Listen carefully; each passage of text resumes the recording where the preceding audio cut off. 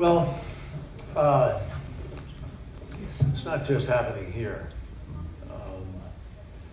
It really, I think, as secretary for 4 years, my eyes were sort of open to this more and more. First of all, we are, as Madeleine Albright said, the indispensable country. Whether it's Ebola or AIDS or non-proliferation or refugees, if we're not leading, I just don't see it happen. I hate to say that. I don't say that with any measure of arrogance or chauvinism whatsoever. I mean, obviously I'm proud of being American, and I think we do remarkable things, but I don't think it happens. I don't see certain countries that vie for prominence in the world ever rushing to the UN Security Council to lead a values-oriented resolution. I just don't see it. So as I look at the world right now, I see 1.8 billion children, 15 years old or younger, 400 million of whom are not going to go to school. And I look at 2 billion people between the ages of 15 and 24 who are sort of what I call the mischief age. Mm-hmm. And extremists vying for their minds and for the future of these countries. I was struck by the number of failed and failing states.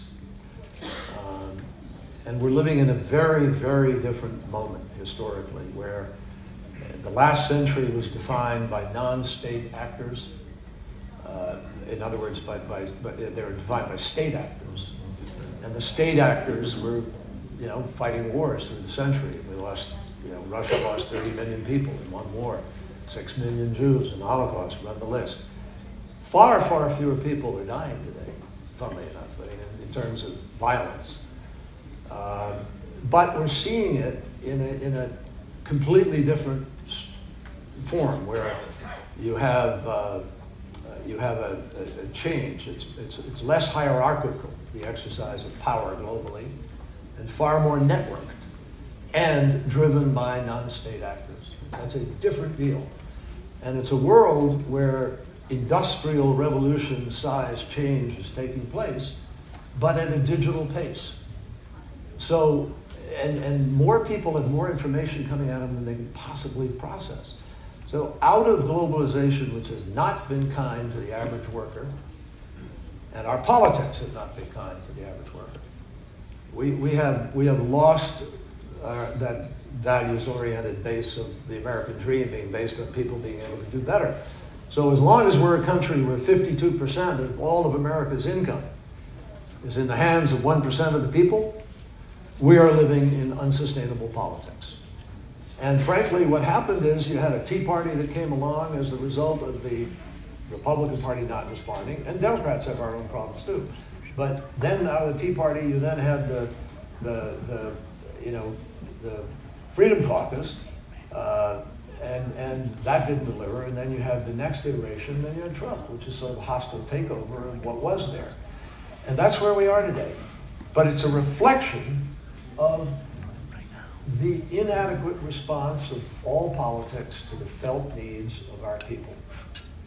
And that's a serious problem. That, and that's happening. It happened in Italy with the last vote. It happened in France to a degree, where you have the first president elected, not a member of a major party. It happened in Austria to a certain degree. You've certainly seen it in Eastern Europe, where Poland, Hungary, and other countries moving away to democracy, more authoritarian. And you see Putin and others playing disruptor in this process. So we have a major challenge, folks. Here in our country, we've got to be able to make our own democracy work. We've got to establish a basis of facts for decision making. You all know this. How do you make a decision in a democracy if you can't agree on what the facts are? It's really hard, folks. It already was hard before that happened, which is why Obama had to go on The View to talk to a certain group of people, and then go on a late night show to talk to a certain group of people. You don't find people conglomeratized like they used to be.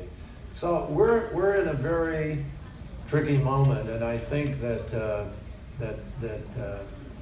I believe it is a passing moment, but I can't tell you, sitting here today, what is going to come afterwards, because I think that's up for grabs, and that will depend on how we play out 2018 and play out 2020.